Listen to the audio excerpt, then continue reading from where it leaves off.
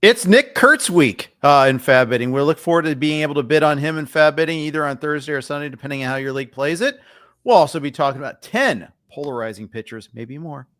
All coming up next on the RotoWire Fantasy Baseball Podcast.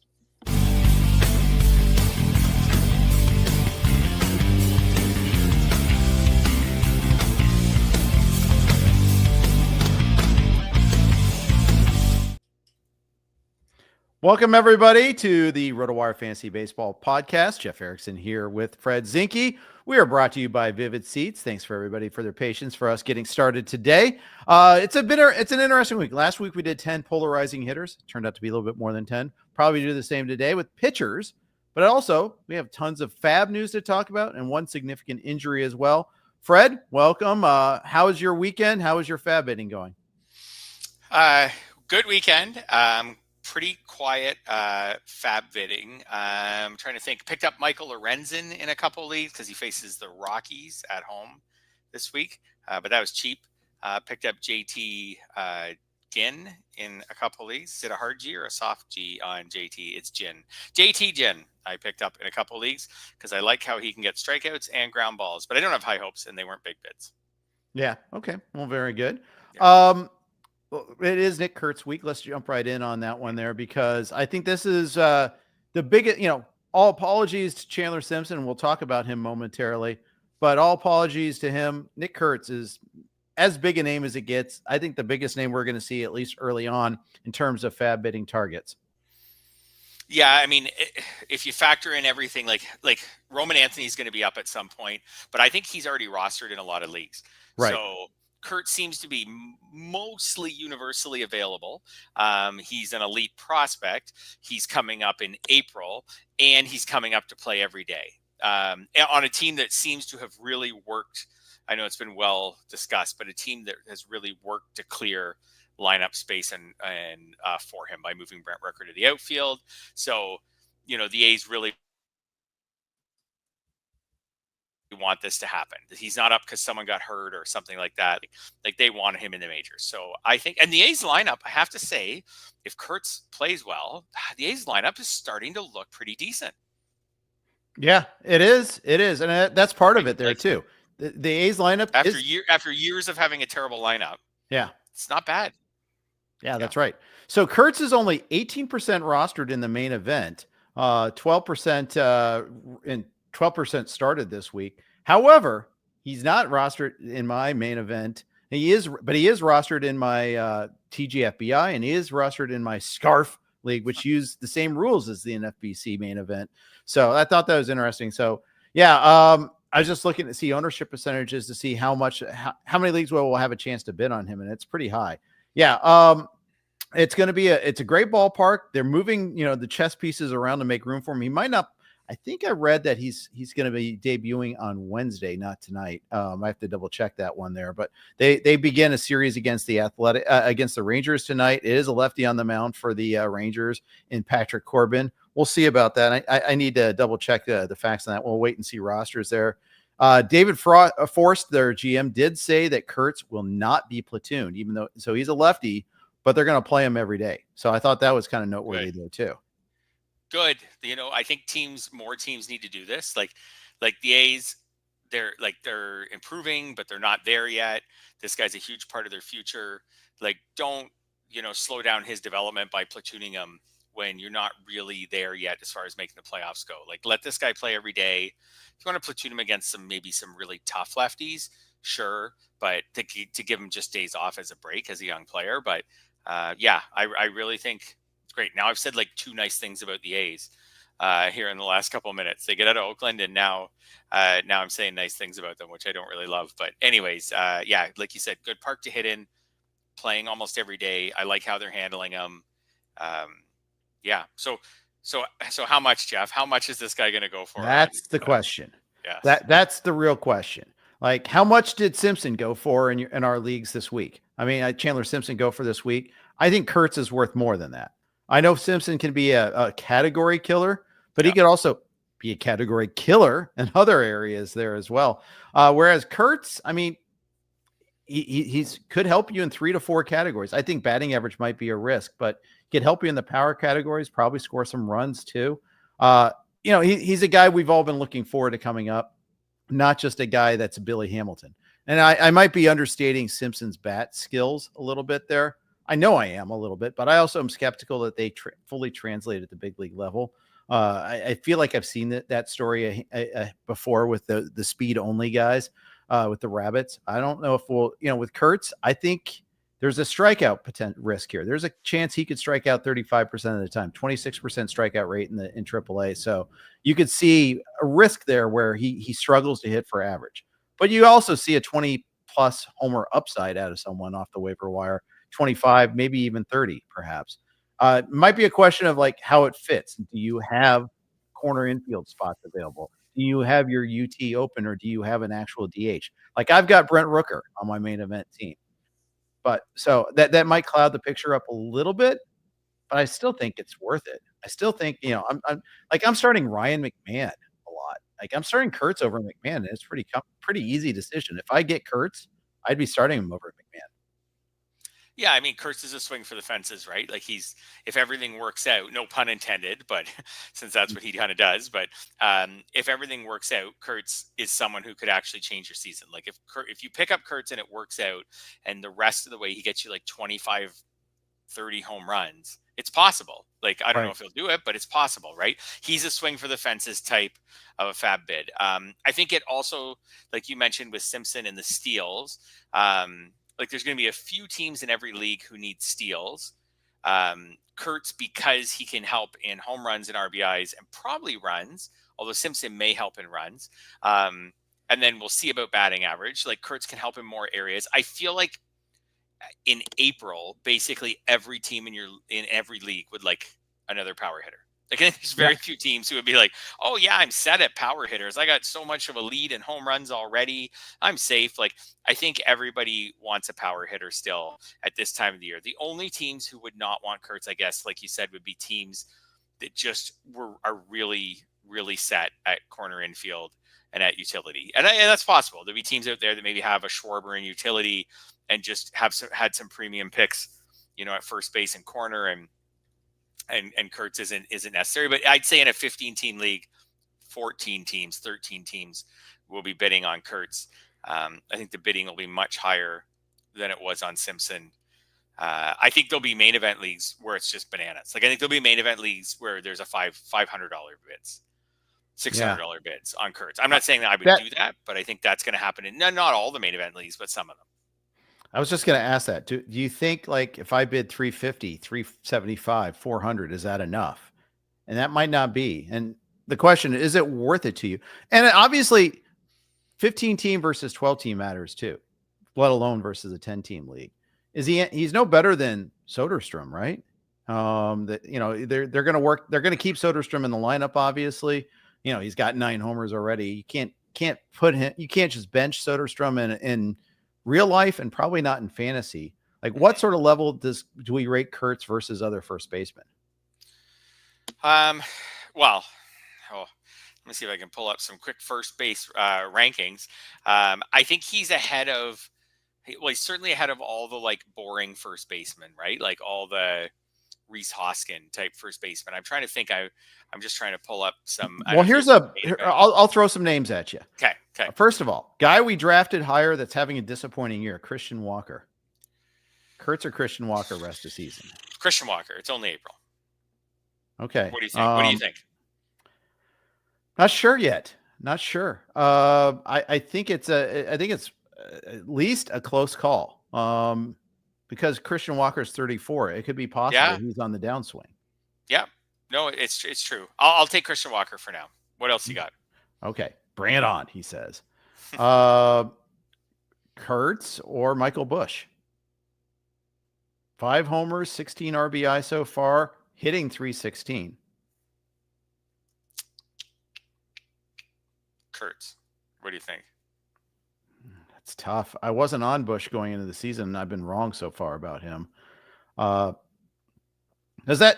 talking, that's like, we're talking there, with Kurt, with Busch, you look at him, he is probably around pick 200 where he went in drafts. I'm trying to double check. It was pretty late. I have him in labor, and I wasn't even in on him. He was sitting around forever. I want to Bush say in was labor. 261. It was much later than that. Wow. Yeah, I was going to say in labor, I feel like Bush was close to 300. Mm-hmm. Yeah. Yep. So am I? Yeah, am I? So that's where I'm feeling like how much am I moving Michael Bush up just over maybe a couple more early homers than a few more early hits? I don't know, than we expected. I feel like I like Kurtz if I go way back to draft season over this massive group of like later past midpoint first baseman that includes like Nathaniel Lowe, Ryan Mountcastle, Bush, Alec Burleson, Rhys Hoskins, like not Soderstrom, obviously, because he's off to such a great start. Nolan Shanwell. Like, I like him more than all those guys. I like him more, obviously, than Michael Tolia, who's off to such a lousy start. Spencer Steer, same thing. Right? So yeah. I might prefer still Isaac Paredes. How about Vinny Pasquantino? It's a good call. Good question. And Alec Boehm. They both were picked earlier. They both are actually pretty low ceiling guys. Like, they're both guys who, maybe hit 20 home runs. Boehm probably falls short of that. Pasquantino maybe hits it, but like, they're both guys who just like they're probably help. Probably, I know they're off to lousy starts, but they'll probably help you in batting average. Probably won't help you much with power. They'll drive in a bunch of runs. Like, do I like them more than Kurtz? That one's pretty close. I'm going to say maybe yes, Pasquantino, no, Alec Boehm, because he's been dropped way down in the lineup. Although Kurtz, I don't think is going to hit in the heart of the lineup right away, but that's okay. He can get there. Yeah. Kurtz, by the way, I mean, he's only played in 32 professional games. Yeah. Yeah. We're pretty in on this guy for 32 games and his 11 homers in those games. I guess that answers my other question. If we're rating Kurtz over these clearly drafted in all leagues in 15 teams and probably almost all 12-team leagues, why weren't we drafting Kurtz in the first place if we were willing to do this off of the basis of 20 AAA games? I think it's because his stock has risen tremendously because he's gotten off to such a good start. So going into draft season, like, he's obviously a huge prospect. He's 4th overall pick last year, but he's coming really fast. So like, if we go back to draft season, what we got in Kurtz is a 1st-round pick just last year who had played in 12 minor league games. So you kind of look at him and you think like, hey, he might be up in the summer. I'm not stashing him for the summer. And then it's just really accelerated, like between him getting off to a great start and the A's organization really pushing him, which again, like, good for them. This is what we want teams to do. They've got a premium prospect. And this isn't the Angels just like promoting like Nolan Shanwell back when he wasn't really ready a couple of years ago. Right. Maybe because they're cheap. I don't know. And they just want to get more plate appearances out of guys they've drafted. But this is an organization that sees this kid as something special and wants to get him up to the majors in a hurry. This is what fans, forget fantasy, this is what fans usually want. So I think that's why Kurtz wasn't drafted, is we didn't see him coming this fast. Right. For sure. Kurtz are two breakout guys, Jonathan Aranda and Ben Rice. Oh, that's really good. I'm going to take Kurtz. What do you think? I might be getting ahead of myself. I think Kurtz. You're right, though. I think you're right. Because I'm looking at Ben Rice and I'm like, well, he's only been good for a short amount of time too. So yeah, right. So why am I so like, oh yeah, I gotta have Ben Rice? Like, Ben Rice wasn't even drafted in some leagues, right? Like, he is right. So like, he's just done what Kurtz did, except in the majors, and not quite as much as what Kurtz did. But he's off to a great start. Nothing against him. Jonathan Aranda, same thing. Aranda, he's off to a good start. He had a really good minor league career. Like, he may end up being one of this year's best value picks. You know what? Maybe I would take those guys over Kurtz because they have the upside themselves. So I was thinking while we were discussing this, that one of the reasons I'm taking Kurtz over a bunch of the guys that I mentioned is I just don't see the upside in a lot of those guys, like the Ryan Mountcastles. Like, the Ryan Mountcastles are more likely to drive in 70 runs or 65 runs than Kurtz, but they're less likely to hit like 28 home runs from this point forward. So much, so much less likely, right? And it's a bit of a shot at Kurtz is a bit of a shot at winning your league. For sure. For sure.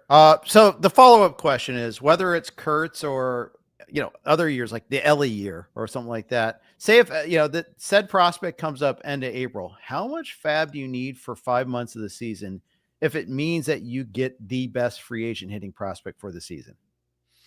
Right. So this was a question I really wanted to discuss on here because I find I can be a little cheap and then I don't bid enough. You and I have both played in leagues with Dalton Del Don. Yes, and we have.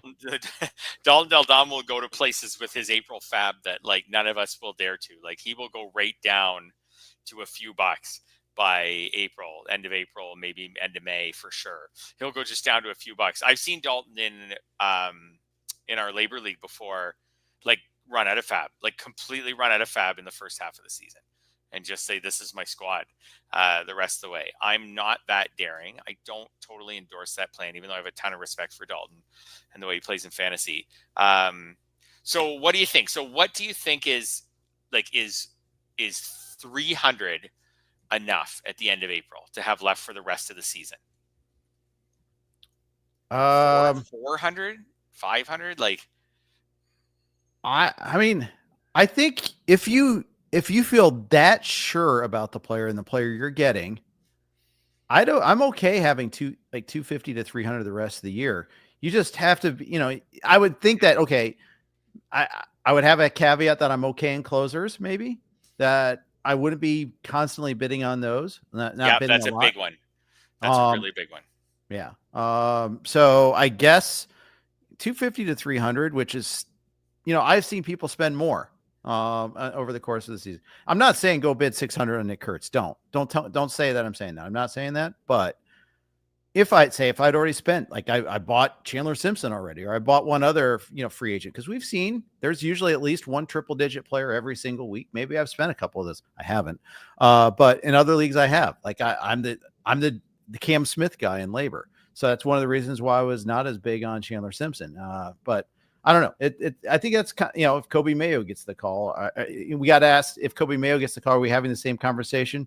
I haven't seen it yet with Coby Mayo. But we'll see. Kurtz is obviously off to a much better start than Mayo is, and that's one of the reasons why we're not having that conversation about him. We also have a trial run with Mayo. You're right. It's a good question there, but it's a really good one. And like we were just talking about how few games Kurtz has even played in the minors. Like he's been amazing, but like over such a small sample size. Like, okay, if Kurtz and Roman Anthony were both getting called up this week and they were both available in your league, wouldn't you spend way more on Roman Anthony? Yeah. If I know that they're going to clear the deck and let him play every day. Yes. Mm-hmm. If the same circumstance kicks in. So, so there's another part of the equation. Like you said, I really like when you hit on like, what is your closer situation like? Because if you go down to like 300, you're basically going to be running like no bids of more than about 15 or 20 bucks the rest of the way. Like if you really like a pitcher, maybe you try to bid 15. We have 26 bidding periods. So just remember that. And this is like week 5 of bidding. So just keep that in mind. You've got 21 more still to go.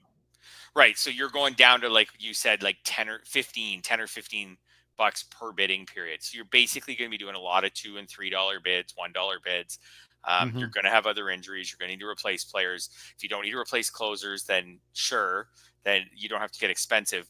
And there are going to be other guys called up. Like we just talked, as we were off air mentioning Logan Henderson, who could be back up at some point soon. If he had remained in the Brewers rotation, I know he wasn't available Sunday, then he would have been a hot commodity this week, and he could be back in the Brewers rotation. Who knows how things go with them by Sunday? Like other players are going to come up.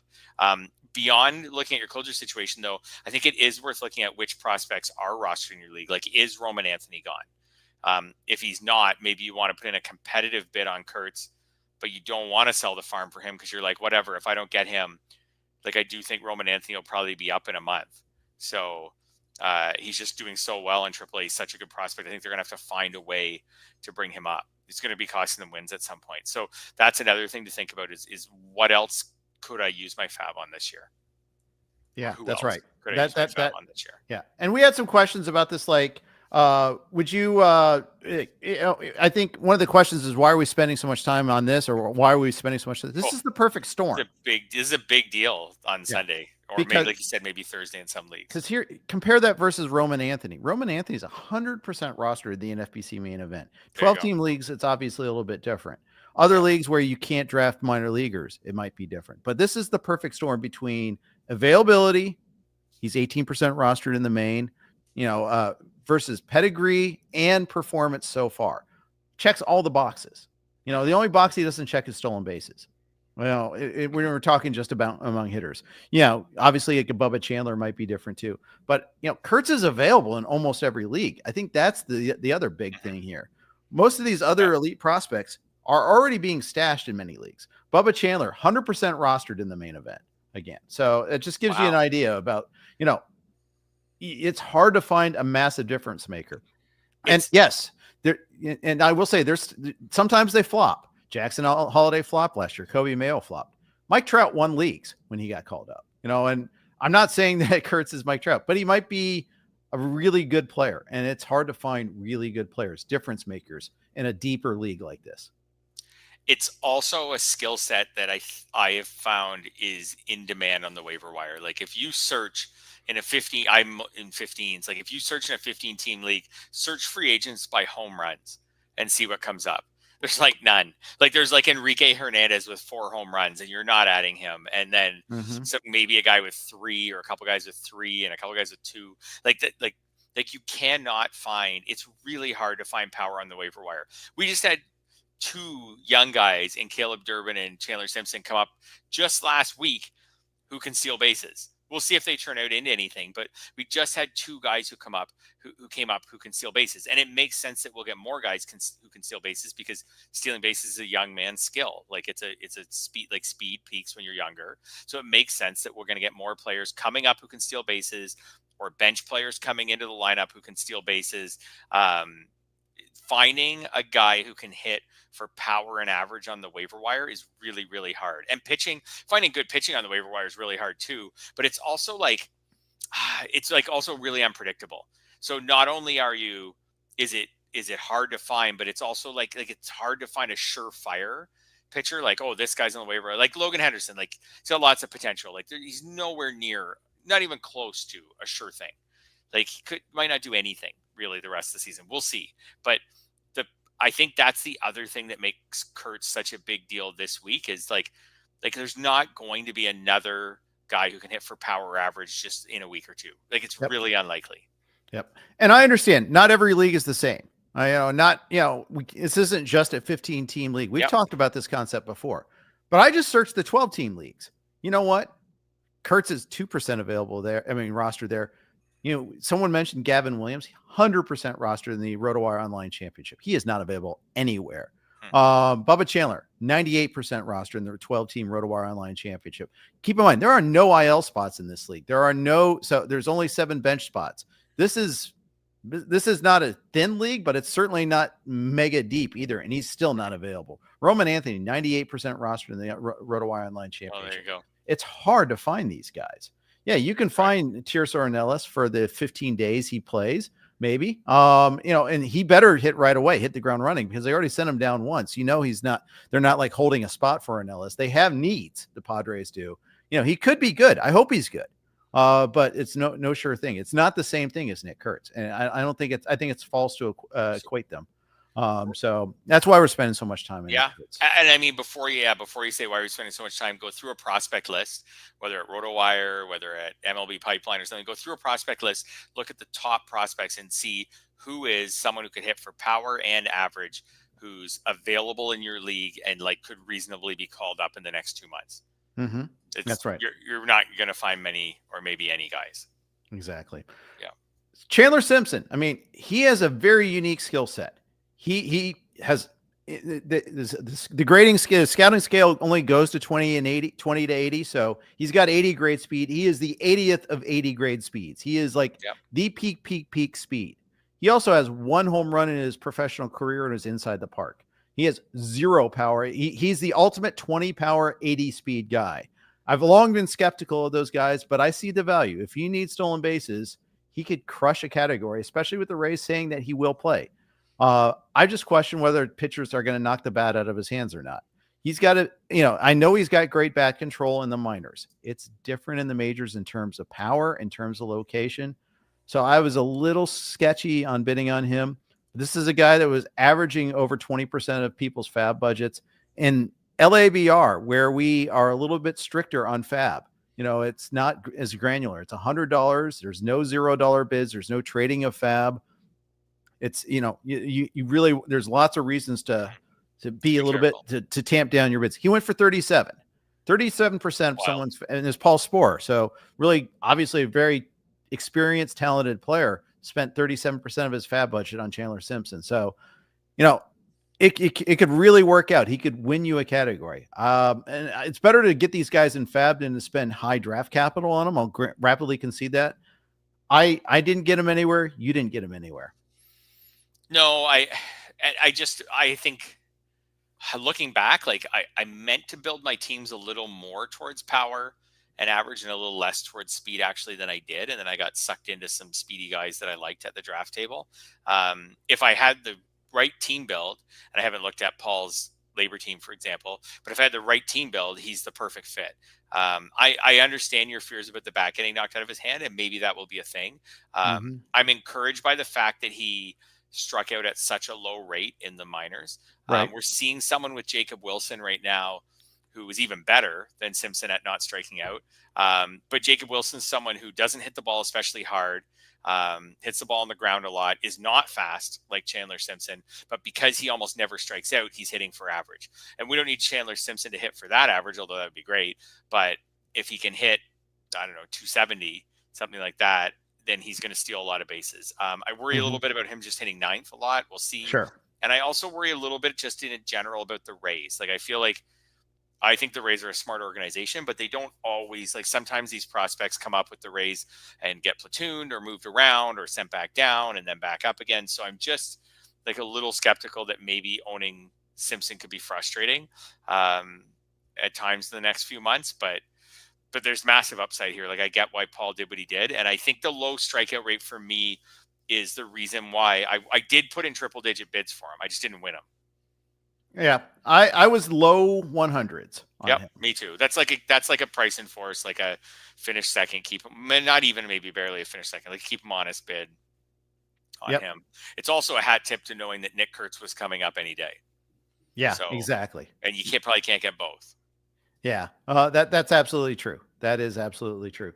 All right. Let's skip on to Spencer Strider going on the IL. Playing catch on Monday, hurt his hamstring. Is a grade 1 hamstring. They kind of said that they're going to evaluate a timeline in a week or two. So to me, that's more than a 15-day absence. But it's also not oh my gosh, he's out 2 months either. No, but he might be at 1 month. If they're going to evaluate, we'll see. If they're going to evaluate him in a week or two, he might be at least say 3 weeks or something like that. Just really frustrating. If you've been waiting, if you drafted Strider, you got what you wanted, the early end of the great minor league numbers. So he looks like he's ready. And then the early end of the timeline. And yeah, if you now you got to wait 3 more weeks or so, probably maybe even 4, but say at least 3 for the next start. So really frustrating. I just read an article last week, right after he pitched against the Blue Jays for Yahoo, talking about maybe where he fit in, which was a really neat one in the trade picture. Could you trade him? Could you trade him for an ace or trade an ace for him? Is he a number 2 going forward? And this is just such an annoying hiccup, a hamstring playing catch, is just really frustrating. Yeah, it is. It is really frustrating, and health is a skill too. And he hasn't quite proven that. And that is something we do have to worry about long run there. And you also have to worry about what the Braves are doing right now. Now they've been playing good ball lately. They've won 4 in a row. They're 7-2 at home, by the way. So just don't put them on the road and they'll be okay. But they've been awful on the road. They're about to hit the road again. They got to finish this series against St. Louis. Then they hit Arizona. Then they hit Coors Field. Pace-eating Rockies. There's your mention for the day. Yeah. But then home against the Dodgers again. So this schedule is just really tough. At Arizona is a tough venue. That's tough on their pitchers, especially because they've already been using Bryce Elder in their rotation. Now they're using an opener today. They're trying to figure it out. I don't think a lot of help is coming. They're trying to stay under the luxury tax threshold. They're a corporate-owned team, and they've outright said that they're going to watch that tax threshold. So I don't think a lot of significant help is on the way coming for this team. No, me neither. I think this is what you see is what you get. It's still a pretty good roster and can do well, but they've got to climb out of this now. And yeah, like you said, I don't think help's on the way either. No, I don't think so either. So, question is, what do you do about it? If you have Strider, are you thinking about trying to sell him? It's probably wait. The problem is you got to wait now. I think, yeah, it's tough. It's tough. I would say the move with Strider would be, there's just so much upside in him that if my pitching was going well, maybe I'd try to buy him like at a discount and say to someone who maybe just needs help. Like if someone is not doing well in pitching and they have him, and now, like I might say to someone like, here's a decent pitcher who could just help you right now, and see if I can take the hold on Strider for a few weeks, and then I can get the maybe massive benefits of him at some point. Yep. Because there is obviously that potential for Strider to have this massive stretch by the summer. Yep. I think so too. This podcast is brought to you by Vivid Seats. Finally, baseball is back this MLB season. Knock it out of the park with Vivid Seats and score great tickets to the biggest games of the year. Every fastball, every home run, and every eye-popping play of your favorite team, live and in person. Plus, with Vivid Seats rewards, you earn rewards with every single purchase. Just buy 10 tickets, then cash in your credit towards your free 11th ticket. Talk about an easy win. And here's a pro reward tip. When buying tickets for your whole group, split the bill and make progress towards your free 11th ticket even faster. From behind the dugout to the upper deck, Vivid Seats has great tickets for all the 2025 games that matter to you. Just visit vividseats.com or download the app today. Vivid Seats, experience it live. See vividseats.com/rewards for terms and conditions. We're also on the BlueWire network. Here are their ads. All right. Thank you for those of you streaming live with us for that 5-second pause. Thanks for those of you picking up on the podcast. Let's talk a little bit about our main topic of the day, polarizing pitchers. Fred, let's explain the concept for those who didn't tune into the hitters concept last week. Yeah, I mean, these are pitchers. They found their way on the list for a variety of reasons. It could be a pitcher who's doing way better than expected or much worse than expected, and we're just trying to decide, are we buying in to a hot or cold start? It could also be a pitcher who's surface stats, ERA, whip type stats, and then underlying stats, maybe their X stats or things like or things like that, strikeout rate, walk rate, things like that. They aren't really lining up. So it's a decision of am I buying into what I'm seeing, or am I seeing the underlying stats? So all of these pitchers, like I said, are polarizing. You could have a really hot or cold take on them, depending on how you want to spin them. So let's spin away. All right. Bowden Francis, Toronto Blue Jays.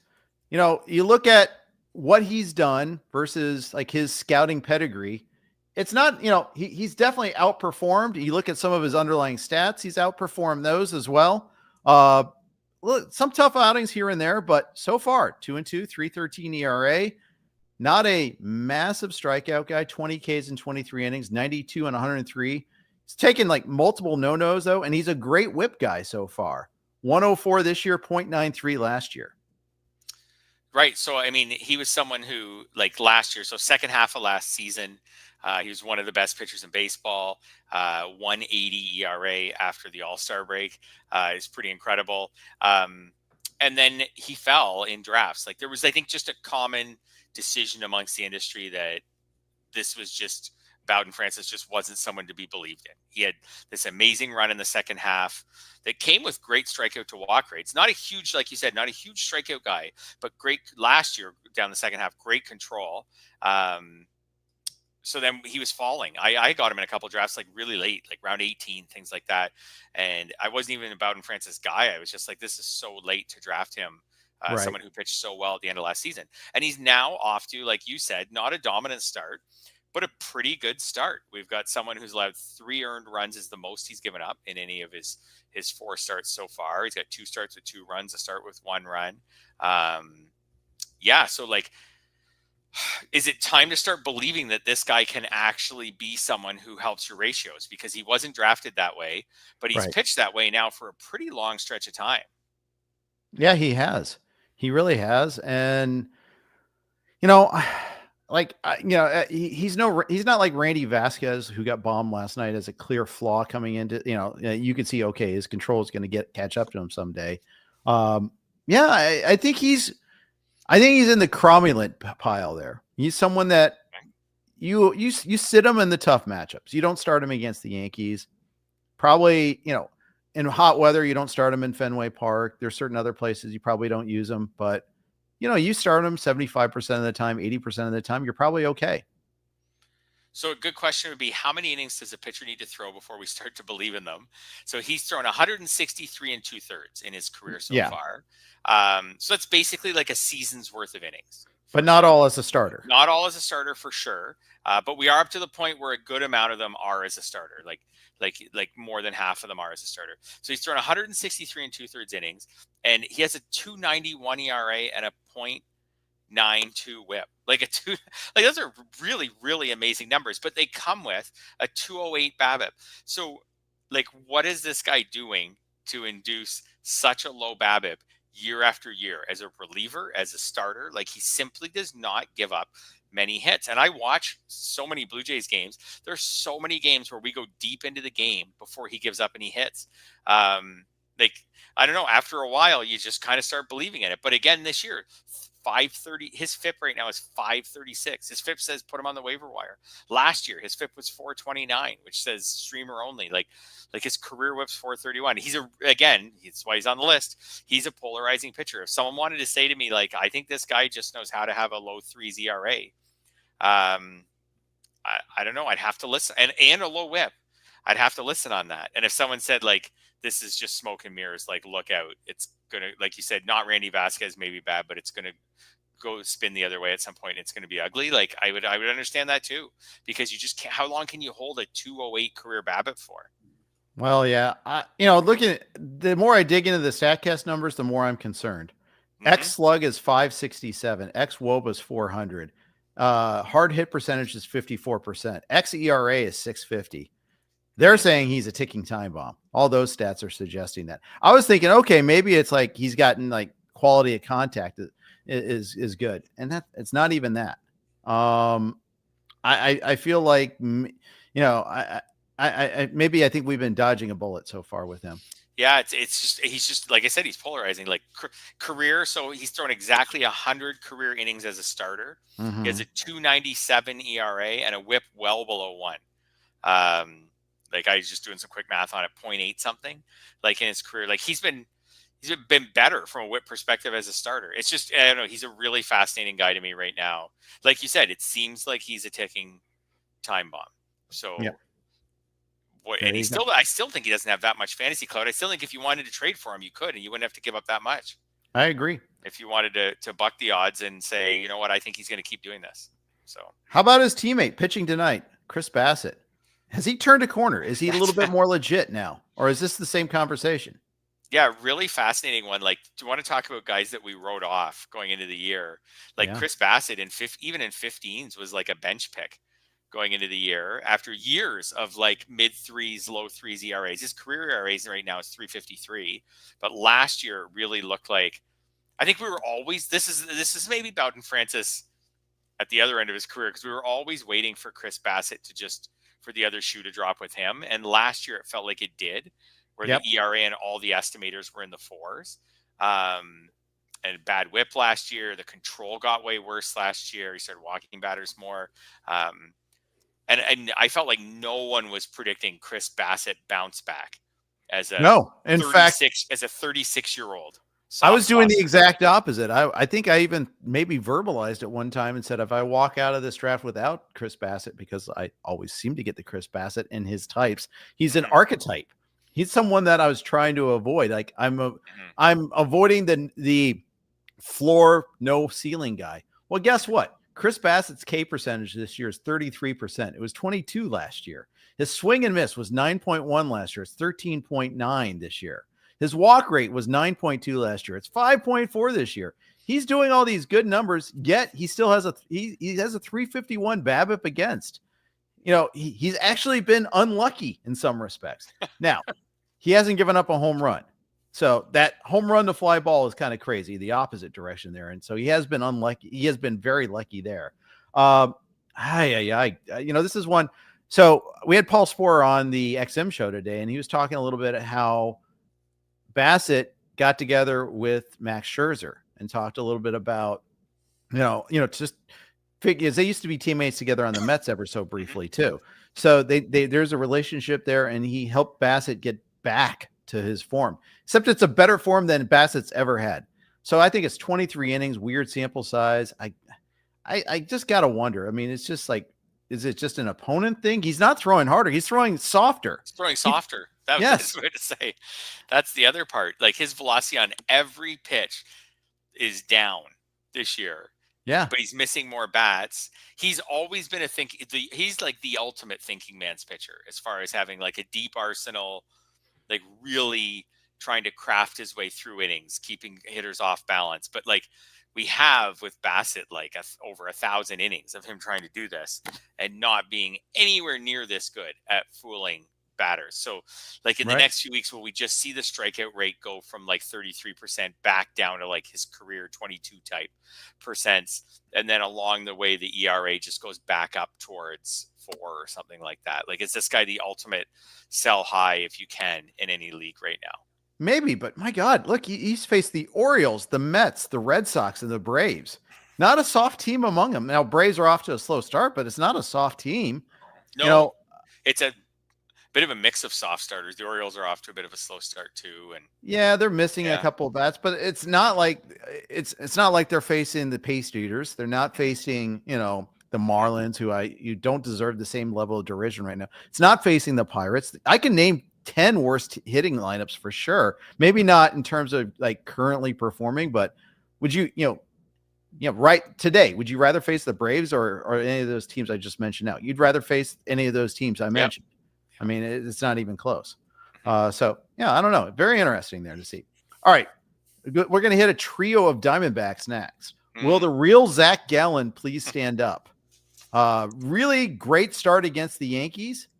Nothing else has been great so far. Cubs hit him hard. Not a surprise there. Cubs are good. He kind of steadied himself after the first 2 innings, but it's too late. The damage is already done. But he's had 13 strikeouts against the Yankees. He's had a combined 16 strikeouts and 4 other starts. Who is the real Zac Gallen? Yeah, he's been really frustrating too, because some of us who have Zac Gallen missed his good start. Like he was crummy on opening day, and then he was going into Yankee Stadium for what worked out to be his only really good start so far. And a lot of people sat him. It was peak torpedo bat time at Yankee Stadium. He's coming off a bad start. So a lot of people have Zac Gallen have absorbed the 4 bad starts and didn't even get the good start, which is frustrating. But I think with Zac Gallen, it boils down to this: the control is not what it used to be. He's been a little bit unlucky with home runs too so far, but I think it's the control. Like we can see the walk rate with him, like through his best years, the walk rate is down at like 5-6%. So far this year, it's at 10.7%. Like he needs to get the walks back down. Last year it was 8.7, but it got worse if I remember correctly, it got worse as the season went on. So he needs to get the walk rate back down. That's where I'm at with Zac Gallen. Like, I don't know what I would do with him. I think he's just more like a hold. Like, I think he could get the walk rate back down. So I don't think I'd try to sell low on him.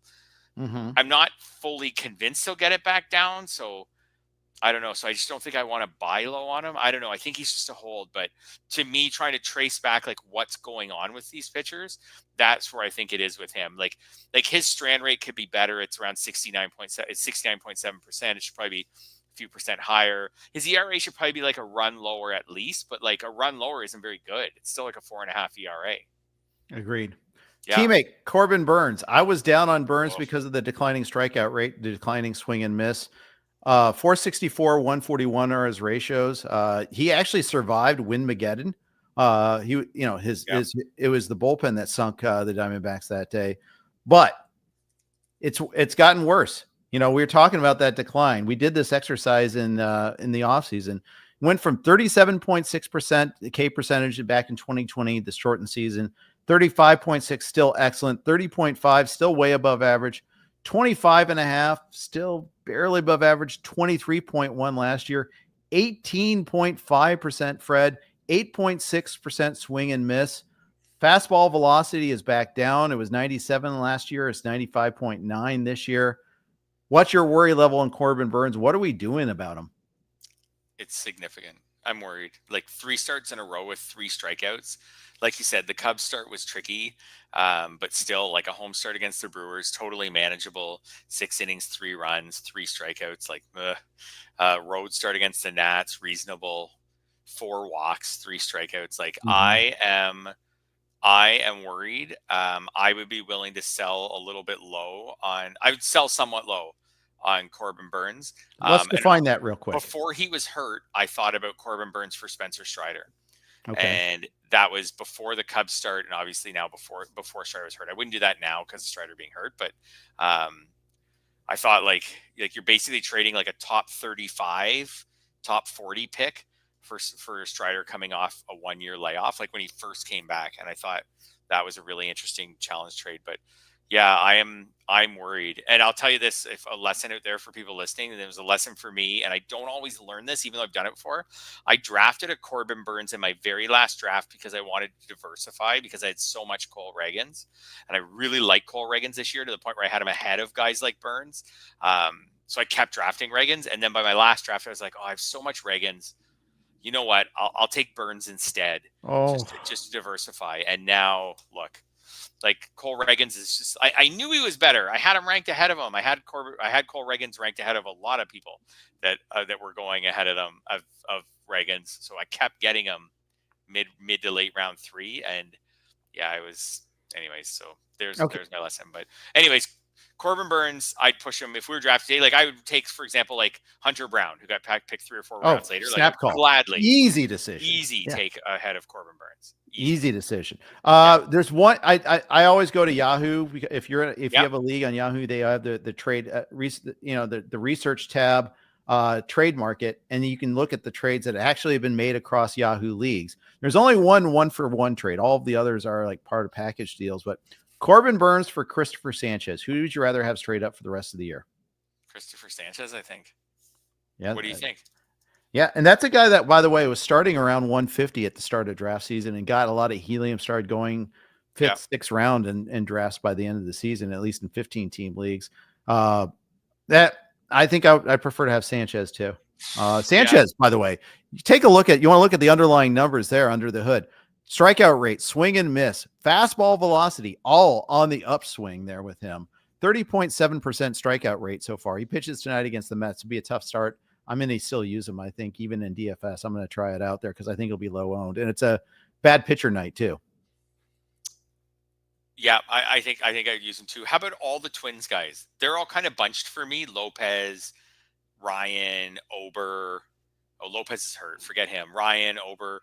How about Freddie Peralta? All these guys went in like the same range, and they're all like off to reasonable, not dominant. Actually, Freddie Peralta's off to a really nice start. Would you take, like, is Corbin Burnes now behind all those guys? He might be. Not Ober. Ober's too volatile for me. I think I'd prefer Joe Ryan over Burnes, even though Ryan was bad in his last start too. But I think I trust Ryan a little bit more, which does kind of speak volumes there. But Zac Gallen. What about Zac Gallen? No, I'd rather have Burnes than Gallen. Okay. I'm disenchanted with Gallen. I just watching him nibble. It's frustrating to watch there. I'd rather have Burnes, definitely. All right, one other pitcher on the Diamondbacks, Brandon Pfaadt. Interesting strikeout upside with Brandon Pfaadt.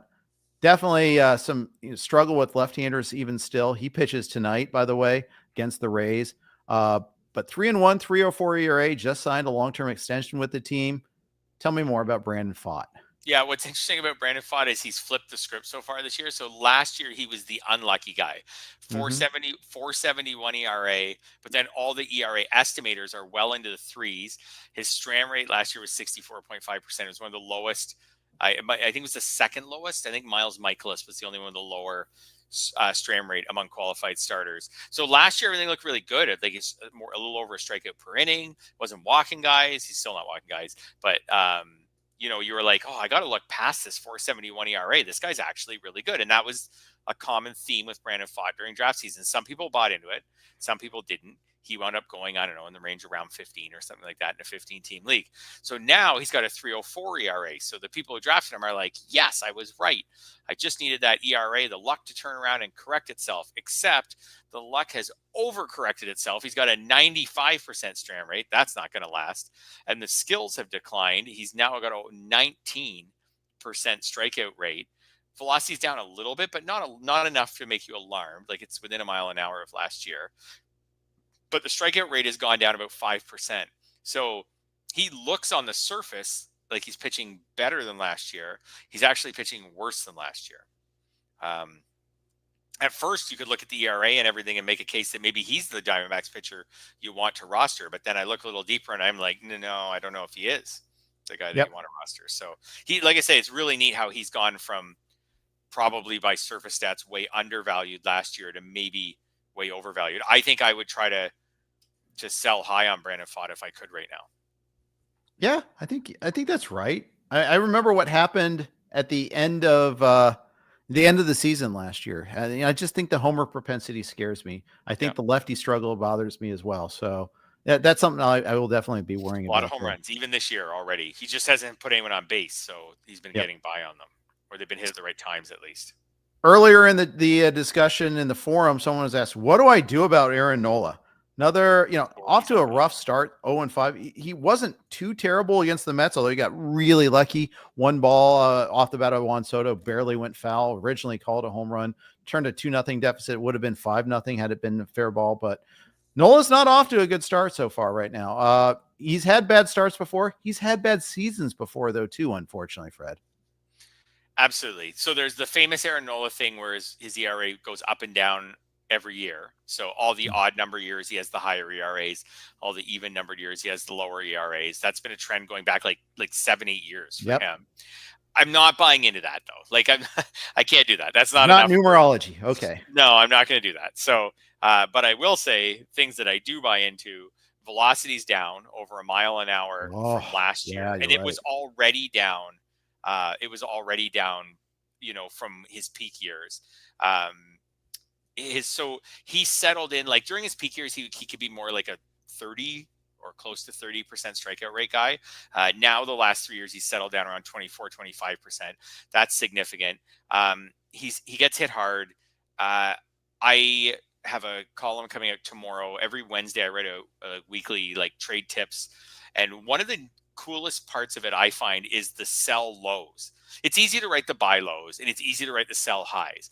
The sell lows are interesting things where you feel like a guy's doing poorly, but you can still get something for him and you don't think he's going to turn it around. So sell low on him right now, get 70 cents on the dollar and just cut your losses and move on. And Aaron Nola is already my guy in that part of the article for tomorrow, because I feel like there's still name value with Nola. And I think, how about this? Would you trade Aaron Nola right now? No, you wouldn't. You wouldn't trade him for Bowden Francis, would you? No, I don't. At least Bowden Francis is doing well. All he's done in his career is do well. Why don't you trade Aaron Nola for him? Yeah, well, that's the pitch. That's the pitch. So there's would you trade him for Brandon Pfaadt? I don't know. He's doing well. There have been 25 trades today on Yahoo involving Aaron Nola, by the way. So people are jumping off the ship. There you go. Here are a few of them. And I again, we don't know the context of salary or draft round or anything like that. So just keep that in mind. Jorge Soler, straight up. Interesting. Raisel Iglesias. I mean, I take Iglesias yesterday, notwithstanding. Very annoying when your closer comes in a non-save situation, gives up the 3 runs like that. Ugh, gross. Shane Baz. Aaron Nola for Shane Baz. That's an interesting one. I think I would take Baz for Nola if I had Nola right now. Would you? Yep, absolutely. Oh, absolutely. Absolutely. Yes. Yeah. Yeah. There's a lot. Sorry. Go ahead. No, go for it. Oh, what I was going to say is another direction. I think I always try to think creatively about trades, and another direction I would go with in a Nola trade would be another player who has stunk so far, but one who I believe is going to turn it around. So, like the Shane Boz is different, where Shane Boz is off to a good start and was drafted way later. So, and those are totally fine too. That's what Bowden Francis would be like if you believed in him and wanted to take him. But another, it doesn't even have to be a pitcher, but a move with Nola would be, hey, I'll give you my problem, you give me your problem. Oh yeah. But you're picking a problem that you believe in. You're going to take a guy who's so far hitting $190, but you're like, you know what? I've looked at the underlying stats. I think this guy's going to turn it around, or just I believe he's going to turn it around. That would be a Nola trade that I would like to pursue. Would be, hey, Nola hasn't done well for me. Your guy hasn't done well for you. Let's swap guys. But in the end, I'm swapping someone I don't believe in for someone I do. All right, very good. Tonight's starter for the Chicago Cubs, Shota Imanaga. Why is he polarizing to you? Well, when you look at some of the underlying numbers, I think there's some reasons to maybe be concerned about him. Like, we're still dealing with a pretty limited track record with Imanaga. Like, he just was a rookie last year, but last year he was striking batters out, and this year he's not. So again, surface stats, 2.22 ERA. You're thinking, hey, Imanaga, this is just more of the same. He was a great pitcher last year. He's still a great pitcher this year. If you drafted Imanaga, you're like, yeah, I got this. Except that strikeout rate's gone all the way from 25% to 18.6%. The walk rate's more than doubled. It's gone from 4 to 8.8. So that's a huge change. If he doesn't get that turned around, like, he's not, all his ERA estimators are in the 4s. You can say it's been 5 starts. It's not a big deal. He's going to get this sorted out. But the difference in all of these numbers are actually massive. And with no velocity change, and with someone with a pretty limited sample size. So here's someone who, I don't know, like, again, like, if you drafted him, you're riding high right now, but I could see this crashing at some point. So is he someone who you'd want to turn around right now and say, hey, I'm going to see if I can move? Could you trade Imanaga right now for Corbin Burnes? And would you? That's an interesting challenge. You go to the Burnes owner and you're like, hey, my guy's got a 2.22 ERA after having a 2.91 last year. So, like, he's a really good pitcher. That could work. Right. And I might rather take a chance on Corbin Burnes. I don't know. He's a really interesting one. The Imanaga is going to have some ugly starts if his skills don't change. I think you're probably right. Interesting. 10 mile an hour wind blowing out today in Wrigley. Some weather in the forecast. So Washington, of course, it's against the Dodgers. Dodgers have an 80 WRC plus against left-handers, though. So that is something I'm kind of like, he might skate this time. Keep in mind too, he started the season early. I always worry, I always wonder, like, what sort of long-term effect does it have for some of the players that are involved in that early start? Do they get off to a different sort of start to the season because they're pacing themselves, ramping up to get ready, but then pacing themselves? I don't know. It's kind of a tricky thing there. We're going to air some grievances against Twins manager Rocco Baldelli and talk about David Festa. Sorry, had to get the airing of grievances fit in there somehow. I have a grievance, though. It's the quick hook. And that I am really annoyed at, dealing with Twins pitchers that get the quick hook. I understand he got pulled in a tight situation with the bases loaded, but he hasn't allowed an earned run in his 2 starts so far, but he also hasn't thrown 5 innings in his 2 starts so far. You just explained why I listed him as polarizing. There it is. There it is. There it is right there. The guy's made 2 starts and he hasn't given up an earned run. But he hasn't thrown 5 innings in either of the starts. He hasn't thrown a lot of pitches, 64 and 76 in the 2 starts. So is this someone who's just going to be on such a short hook that you don't really want him? Because you're like, man, everything has to go right for him to get a win. If I can't get a win from him, maybe I don't really care that much. I'd rather just have a reliever, because at least I might get a win from a reliever. Or is he someone who's going to get a little more length and at least get the 5 innings in? The underlying numbers look pretty good so far. Again, the sample size of him is just so incredibly small. But if you want me to perfectly articulate why he's polarizing, his FIP is 2.15 and his xERA is 5.14. So even the ERA estimators can't decide Right. if this guy is someone that you want to believe in or not. Like, you could try to trade again. I'm always thinking about trades. You could try to trade David Festa right now. Is like, this guy was a really popular sleeper, exciting young pitcher who's now made 2 starts and hasn't given up any runs. So you could find a way to trade him And or to only get 2 him walks too. right, It's right, not or like to he's get a him into a nibbler. trade. His Right. pitch count has been low in these. Like, I think he had Yes. 65 pitches. He had 1 tight inning against the Mets. And the Twins are in a bad way. I get that. They got off to this terrible start. They're having horrible attendance at home. The vibes are all bad in Minnesota right now. I get that. That's maybe Rocco Baldelli is managing for his life. I get it. His professional life, not his real life. That would be weird. But I think that has something to do with it, like it or not. And the Twins have a good bullpen, so that encourages quick hooks. But I think you burn your bullpen when you do that too. You get all these quick hooks early on.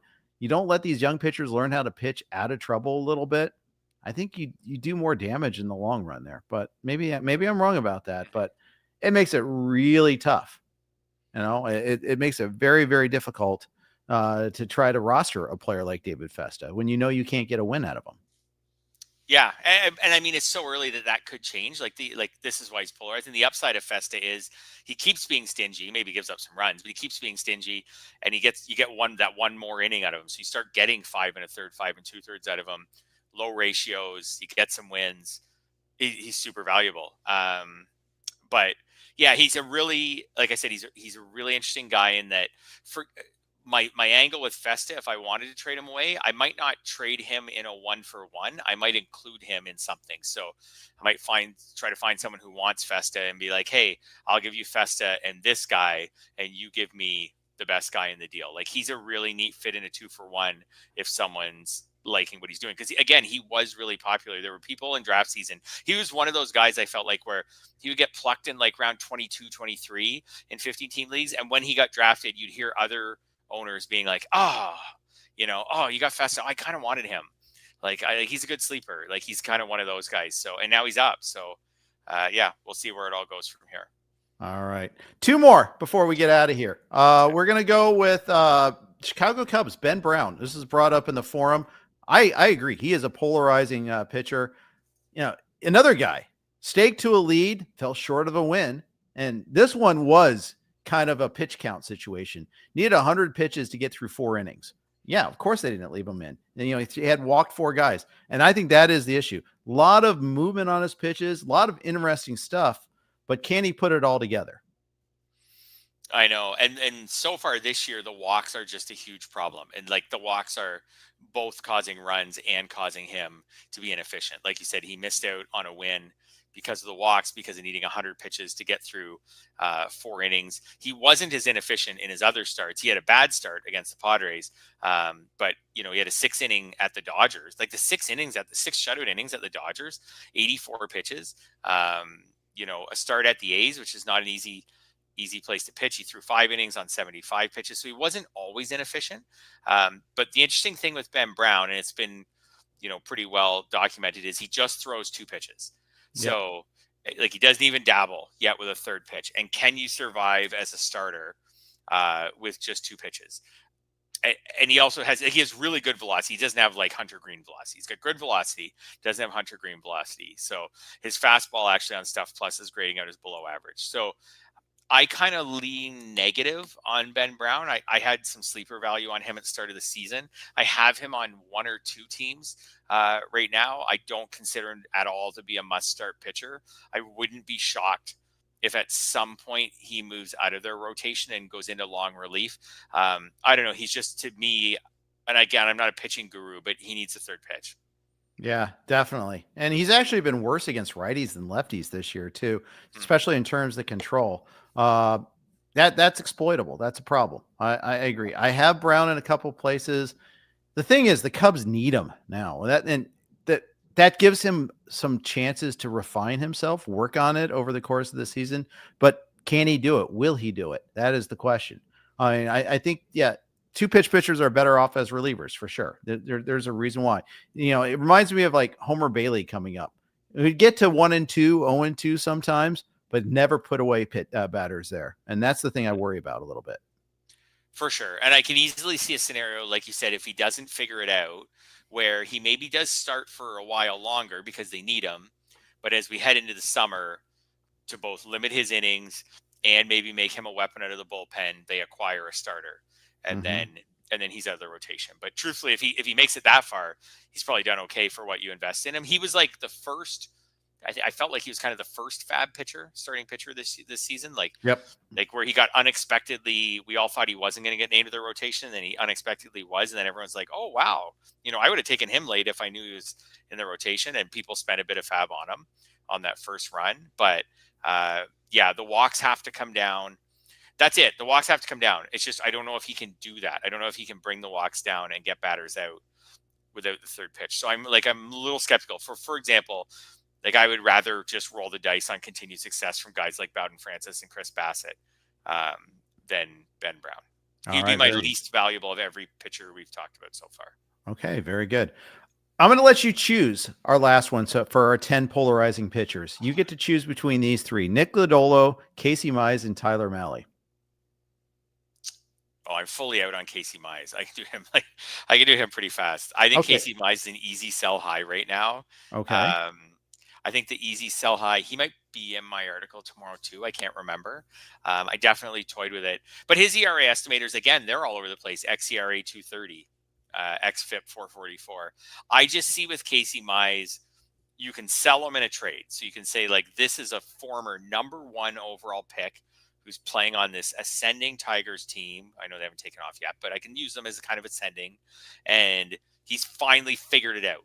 After all these years, he's finally figured it out. But I look under the hood, like the BABIP's 194. That's not going to last. And the strikeout rate's just still crummy. The strikeout rate's 18.9%. He's not striking out batters. The strikeout to walk is 11.6%. That's not good. His strand rate's over 90%.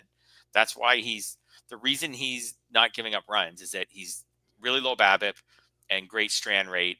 I just don't see it continuing. We know Detroit's a good park to pitch in, and especially in April when it's cooler out. As I say that, I haven't totally counted, how many home and how many road starts he's made so far. 2 and 2, and one of the road starts was Seattle. The other was Minnesota. Right. Yeah. So it's been pretty favorable so far. He's faced a Royals team that just isn't hitting to start the season. Like you said, the Twins, he didn't do well against the Twins. So I could say the Twins is a decent matchup, but he didn't even do well against them. So I don't know. I just think Casey Mize is a sell high. I would rather roll the dice on Chris Bassitt. Ben Brown versus Casey Mize. Is it Mize?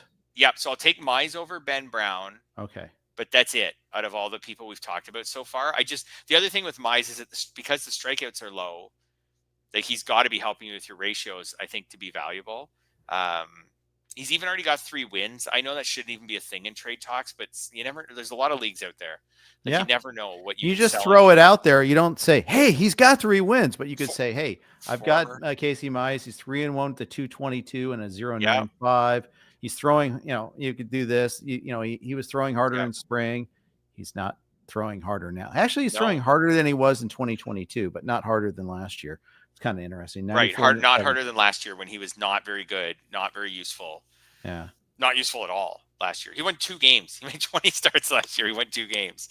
So I don't know. I think, like I said, I would be happy to trade him for Chris Bassitt or Bowden Francis. But again, that's probably not the trade that would end up working. Maybe it could, because Chris Bassett's just old. Maybe the guy who has Chris Bassitt would be like, oh yeah, I'll take Mize. He's younger and, maybe has a lot more upside. I don't think he does. I think Chris Bassitt will strike out more batters than Mize this year.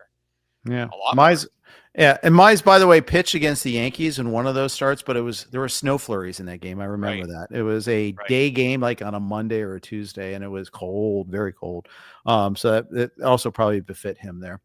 All right, that's going to wrap up our 10 polarizing pitchers. Thanks for everybody tuned into the live stream. Thanks to Vivid Streets for sponsoring us. And always, we invite you to check out rotowire.com. Go to rotowire.com, use code ROTO15, get 15% off any RotoWire product, including any of our baseball specials. We got the NFL draft coverage coming up there. Big day in the NFL, big day coming up there. Obviously, playoffs going on. It's a great time to check out RotoWire. So rotowire.com, code ROTO15. Thanks everybody for tuning in.